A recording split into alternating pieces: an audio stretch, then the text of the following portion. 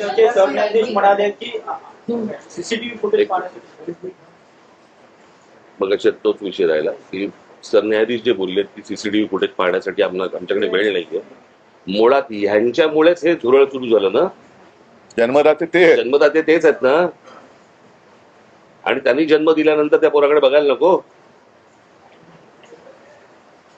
मी महाराष्ट्रामधले पोलीस ह्या सर्व आंदोलनकर्त्यांना चांगलं सहकार्य करतायत. काही त्रास देत नाहीये. काही गोष्टी झाल्यात.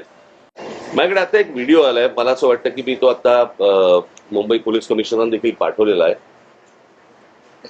एका टॅक्सीतनं मुलं चालली होती आणि ती मुलं चालली असताना टॅक्सीतनं नाही, पोलिसांच्या गाडीतून आणि तो पोलीस त्यांना सांगतोय त्या मुलांना की परत या एरियात जर दिसलात तर खिशामध्ये तुमच्या काय 5 ग्रॅमची पावडर टाकीन, 50 ग्रॅमची पावडर टाकीन, बरं का. म्हणजे पोलिसांकडे आता पावडर पण मिळायला लागली. पोलीस एजंट आहेत का पावडरवाले? हा पोलीस कोण ड्रग सप्लायर आहे का?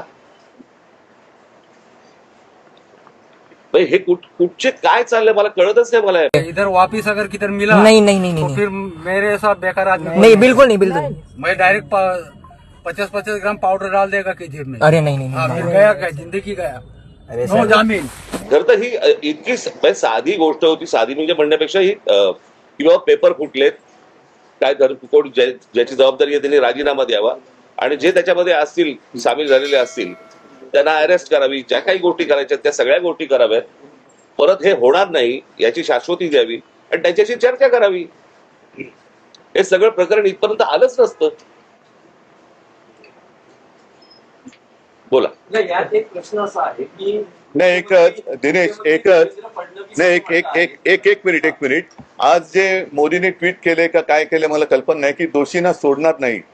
तर ज्यांनी या मुला मुलींवरती निर्दयीपणाने लाठीमार केलेला आहे, ज्यांनी मुलींचे कपडे फाडलेत, जे पोलिसांच्या वेशात न येता जे गुंड तिकडे घुसलेत, या गुंडांना पकडून त्यांना सुद्धा कठोर शिक्षा करण्याची जबाबदारी मोदी घेत आहेत का?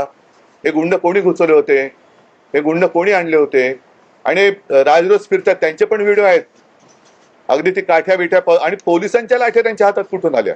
मुख्यमंत्री देवेंद्र फडणवीस आणि जे पी नड्डा जे भाजपचे केंद्रातले नेते आहेत ते असं म्हणतात की विरोधी पक्ष हा विद्यार्थ्यांच्या खांद्यावर बंदूक ठेवून या विषयाचं राजकारण करतात. भारतीय जनता पक्ष आजपर्यंत काय करत आले? त्यांचं असंही दावा आहे की काँग्रेसच्या राजवटीतील अनेकदा पेपर फुटलेले आहेत. तेव्हाही आंदोलन झाली की. म्हणून तर बदललं ना सरकार.